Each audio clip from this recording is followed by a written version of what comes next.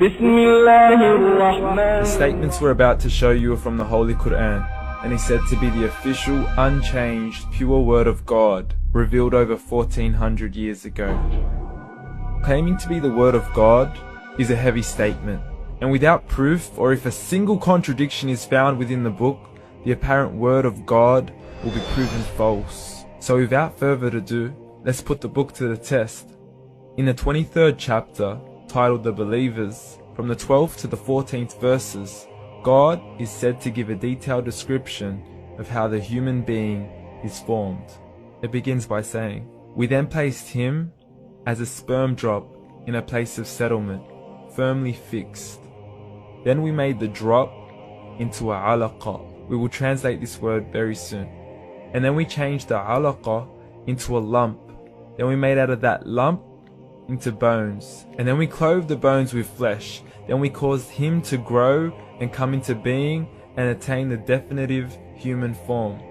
In the 21st century, we can now safely say that this verse is clearly describing the process of human development in correct chronological order. However, what we should be paying attention to in particular is the second stage, referring to the development of the embryo. The specific word used to describe the embryo in this verse is the word alaqa. The word alaqa, when translated into English, can mean three separate things.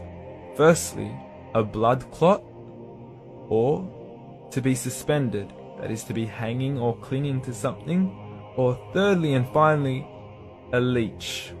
Now, all three definitions don't come anywhere near what we perceive to be the human embryo. So, why are these words used, and what significance do they share with the human embryo? Can the embryo be described as a blood clot? Well, what do you think? In the third week of embryonic development, a tubular heart joins with the blood vessels to form a primordial cardiovascular system, and by the end of the third week, the blood is circulating and the heart begins to beat on day 21.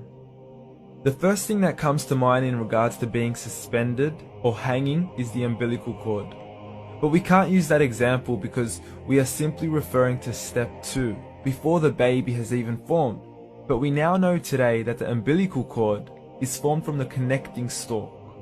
And the connecting stalk is formed as soon as the embryo is formed. The embryo's connecting stalk has even been described by John Allen and Beverly Kramer as an object to suspend the developing embryo in the extra-embryonic column. So an embryo is suspended and does have a strong resemblance with a blood clot. What on earth would an embryo have to do with a leech? Figure A shows the structure of an embryo at 25 days. Figure B shows a leech. Now please note once again that the embryo in this stage is no greater than the size of a kernel of wheat. This is an X-ray of the embryo at 22 days. This is the internal structure of a leech. It's mind-blowing stuff, but you still haven't seen anything yet. This is the head of the embryo at 22 days. The detail you are seeing right now is absolutely impossible to be seen with the human eye and can only be seen with a microscope. This is the back end of a leech. There's no other words used to describe this other than mind-blowing. The pictures we have shown you are impossible to be seen with the human eye or even to be predicted by the human mind.